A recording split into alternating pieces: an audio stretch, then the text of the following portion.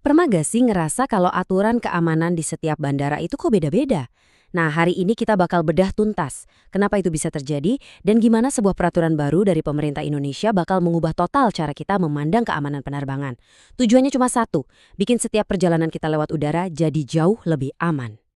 Pasti pernah ngalamin kan? Misalnya prosedur keamanan di Bandara Soekarno-Hatta itu rasanya ketat banget. Tapi begitu di bandara kota yang lebih kecil, kok kayaknya lebih santai.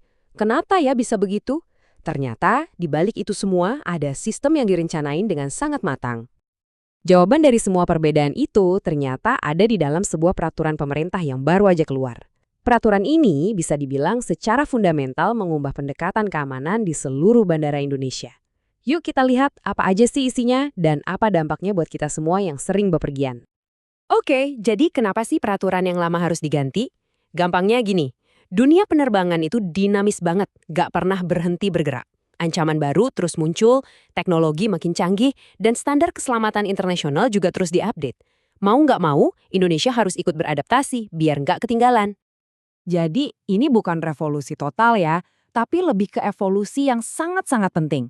Peraturan tahun 2020 yang kita pakai sebelumnya, sekarang ini dianggap udah nggak cukup kuat lagi buat menghadapi tantangan keamanan modern dan tuntutan standar global. Bahkan pemerintah sendiri ngomong langsung di dalam dokumen peraturannya. Tujuannya sangat jelas, modernisasi dan penyesuaian dengan hukum internasional. Ini bukti kalau ada komitmen serius buat mengadopsi praktek-praktek terbaik di dunia demi keselamatan kita semua. Nah, sekarang kita masuk ke inti perubahannya, dan ini menurut saya ide yang cerdas banget. Daripada pakai satu aturan yang kaku buat semua bandara, besar atau kecil, peraturan baru ini memperkenalkan pendekatan yang jauh lebih fleksibel dan masuk akal.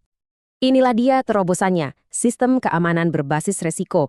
Artinya, nggak ada lagi tuh aturan satu ukuran untuk semua. Setiap bandara bakal punya level keamanan yang disesuaikan sama profil risikonya, yang salah satunya diukur dari berapa banyak penumpang setiap tahunnya. Jauh lebih efisien dan pastinya lebih efektif. Coba kita lihat tabel ini. Peraturannya membagi bandara di Indonesia jadi 8 kategori. Dari sistem A buat bandara internasional yang super sibuk, sampai sistem H untuk bandara-bandara perintis yang kecil banget. Nah, ini dia jawaban teknis kenapa pengalaman Anda di bandara besar dan kecil itu bisa beda banget. Biar lebih kebayang, lihat deh grafik ini. Perbedaannya itu jauh banget. Bandingin aja bandara sistem H dengan penumpang kurang dari 5.000 setahun, sama bandara sistem A yang melayani lebih dari 3 juta penumpang internasional. Skalanya beda jauh kan? Nah, perbedaan masif inilah yang jadi alasan kenapa level keamanannya juga harus beda. Oke, jadi gimana sistem ini melindungi kita secara praktis? Gini, peraturan ini menetapkan semacam pertahanan berlapis untuk mencegah berbagai macam ancaman, mulai dari sebelum kita masuk terminal sampai pas pesawat udah di udara. Dasar dari semuanya itu ada satu definisi hukum yang penting banget, yaitu tindakan melawan hukum. Anggap aja ini semacam daftar musuh atau target utama yang harus dilawan sama sistem keamanan penerbangan kita. Dan ini bukan ancaman yang ngawang-ngawang loh. Pasal 6 di peraturan ini ngejelasin contoh-contohnya dengan sangat gamblang. Kita bicara soal hal-hal serius kayak pembajakan, penyanderaan, sampai penyelundupan senjata. Inilah alasannya kenapa semua prosedur keamanan itu harus dijalankan dengan super serius. Terus gimana cara kerjanya? Semua prosedur yang kelihatannya rumit itu sebenarnya bisa kita sederhanain jadi 3 pilar perlindungan. Pertama, amankan dulu seluruh area bandaranya. Kedua, pastikan pesawatnya juga aman. Dan pilar ketiga yang paling sering kita rasain, yaitu memeriksa dengan ketat semua orang dan barang bawaan yang mau naik ke pesawat. Nah, sistem yang sekompleks ini jelas nggak bisa cuma dijalankan sama satu pihak aja. Penting banget buat tahu siapa aja sih yang punya tanggung jawab untuk mastiin semua aturan ini berjalan mulus di lapangan. Poin pentingnya di sini adalah tanggung jawabnya itu dibagi-bagi. Jadi bukan cuma tugas petugas keamanan yang meriksa kita di gerbang, tapi seluruh ekosistem penerbangan punya peran yang udah ditentuin dengan jelas buat jaga keamanan. Keamanan penerbangan itu bener-bener kerja tim raksasa. Mulai dari otoritas bandara, maskapai, agen kargo, sampai penyedia catering pesawat, semuanya punya peran dan tanggung jawab yang jelas. Ini adalah satu ekosistem yang saling bergantung satu sama lain. Tentu aja, sebuah rencana sebagus apapun nggak akan ada artinya kalau nggak ada yang mastiin rencana itu beneran dijalanin. Nah, disinilah peran pengawasan dan penegakan aturan jadi sangat krusial. Jadi, peraturan ini dirancang bukan buat jadi pajangan di rak buku.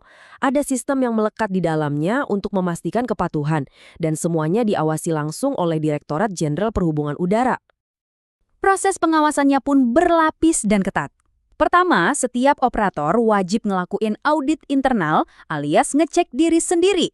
Terus, pemerintah akan turun tangan buat pengawasan dari luar. Kalau ada temuan masalah, wajib diperbaiki. Dan kalau bandel, ya siap-siap aja sama konsekuensinya. Dan sanksinya ini nyata loh, mulai dari sekedar peringatan tertulis sampai yang paling serius, pembekuan atau bahkan pencabutan izin operasi, plus denda. Inilah yang ngasih gigi ke peraturan ini, biar semua pihak benar-benar menganggap serius tanggung jawab keamanan mereka. Pada akhirnya semuanya kembali ke jiwa dari peraturan ini. Definisi dari keamanan penerbangan itu sendiri adalah tentang menyatukan 3 elemen penting, manusia, fasilitas, dan prosedur, untuk menciptakan satu perisai perlindungan yang kokoh dan terintegrasi.